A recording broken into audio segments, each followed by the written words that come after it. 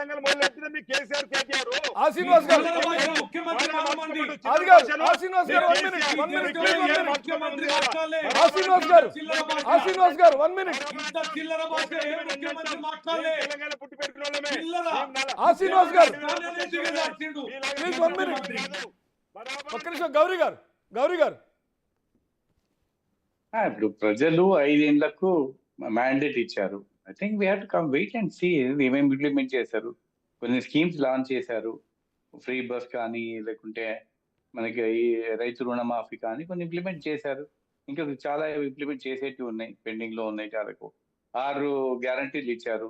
దాంతో సహా దగ్గర ఇంకా 40-50 అదర్ ప్రామిసెస్ ఉన్నాయి. కాబట్టి ప్రజలు 5 years మ్యాండేట్ ఇచ్చారు వాళ్ళకు. కాబట్టి అందరు వేచి చూడవలసి వస్తుంది. ఇప్పుడు అన్ని ఇంప్లిమెంట్ చేశారా లేదంటే చేయలేదు. వాళ్ళే ఒప్పుకుంటారు మేము చేస్తామని చెప్తా ఉన్నారు ముఖ్యమంత్రిగా. అండ్ సెకండ్ థింగ్, 10 ఏళ్ళు బీఆర్ఎస్ గవర్నమెంట్ ఉండేది. బీఆర్ఎస్ గవర్నమెంట్ కి నచ్చక కదా ప్రజలు కాంగ్రెస్ గవర్నమెంట్ మార్పు కోరుకుని ఓటేశారు. కాబట్టి 1 year లో మొత్తం ఇంప్లిమెంట్ చేశారా అంటే ఏ గవర్నమెంట్ చేయలేదు. ఇవాళ బీఆర్ఎస్ గవర్నమెంట్ పోయిన బీఆర్ఎస్ గవర్నమెంట్ చేయలేకపోయింది. ఇప్పుడు కాంగ్రెస్ గవర్నమెంట్ చేశారా అంటే లేదు, టైం పడుతుంది. రేపు పొద్దున బీజేపీ గవర్నమెంట్ వచ్చాక ఇదే పరిస్థితి ఉంటే ఇదే డిస్కషన్ ఉంటుంది. కాబట్టి మనం కూడా సార్ మీరు ఎవరు మాట్లాడినా ఇన్వాల్వ్ అవుతారు. అదేం కల్చర్ అర్థం కావట్లా. ఎవరు మాట్లాడినా ఇన్వాల్వ్ అవుతారు, వాళ్ళు మాట్లాడినవారు. It is not correct Ravindra Rao గారు. ఇది మీకు ఇష్టం లేక వదిలేండి. కానీ ఎవరు మాట్లాడినా నేను మాట్లాడతా అంటే ఏం విద్యత మీకు, ఏం విద్యత అనిపించుకుంటుంది, ఏం విద్యత? ఎవరు మాట్లాడినా నేను మాట్లాడతా అంటే ఇట్ ఈస్ నాట్ కరెక్ట్.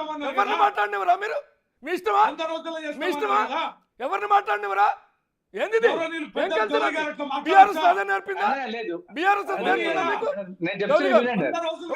ఒక జర్నలిస్ట్ అంటే గౌరవం ఉండదు, ఒక ఎమ్మెల్యే అంటే గౌరవం ఉండదు, ఒక పొలిటీషియన్ అంటే గౌరవం ఉండదు. 100 రోజులు అన్నారు కదా గౌరీ. మీరంటే మీరు చెప్పేది మీరు చెప్పారు సార్. ఆయన చెప్పనివరా? ఏంటది? ఏందో దబాయింపు, ఏందో దబాయింపు ఆయన చెప్పనివరా? ఏంటది ఆయన చెప్పారు? ఆయన కూడా మీరే చెప్తారా? ఆయన కూడా మీరే చెప్తారా? ఆయన కూడా మీరే చెప్తారా? 1 year కాదు 100 రోజులు.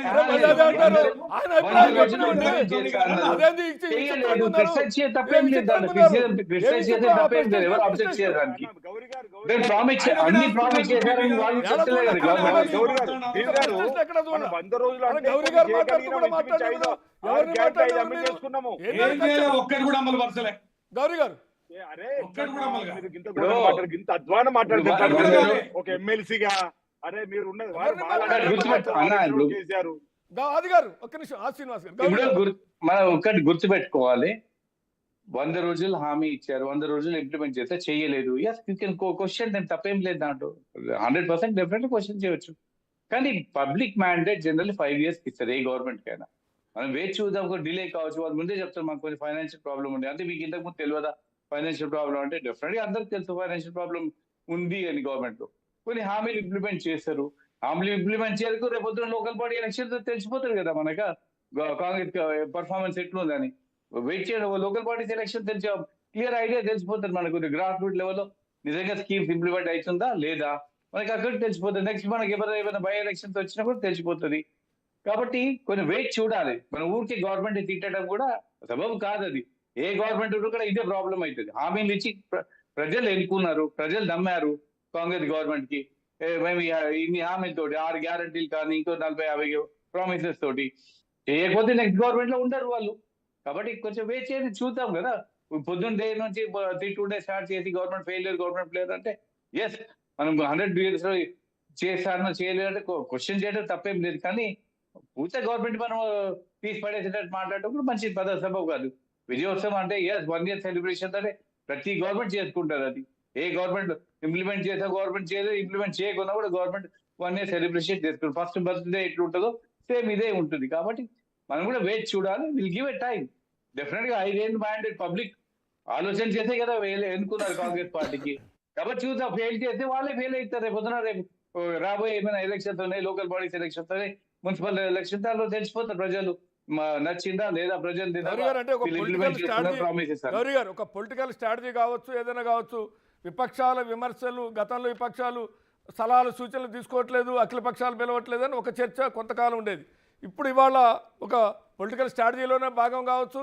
మేము ఏవైనా నిర్దిష్టమైనటువంటి పాలసీ, మీ సూచనలు సలహాలు డెవలప్మెంట్ కోసం ఇస్తే స్వీకరించడానికి భేషాజాలు లేవని ఒక బహిరంగంగా కేబినెట్ సబ్ కమిటీ వేశారు.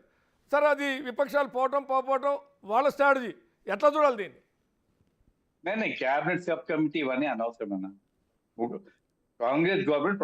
కాంగ్రెస్ పార్టీ ప్రామిస్ చేసింది ఎలక్షన్స్ లో 6 గ్యారంటీలు, ఇంకా ఇతర ఎన్నో ప్రామిసెస్ ఉన్నాయి, దగ్గర 40-50 ఉన్నాయి, 100 దాకా ఉన్నాయవన్నీ. అవి ఎప్పుడు ఇంప్లిమెంట్ చేశారు, ఎప్పటివరకు ఇంప్లిమెంట్ చేశారు, అదే ఇంపార్టెంట్. క్యాబినెట్ సబ్ కమిటీ పోయి మళ్ళీ పెటిషన్ పెట్టేసి అవన్నీ అవసరం లేదు.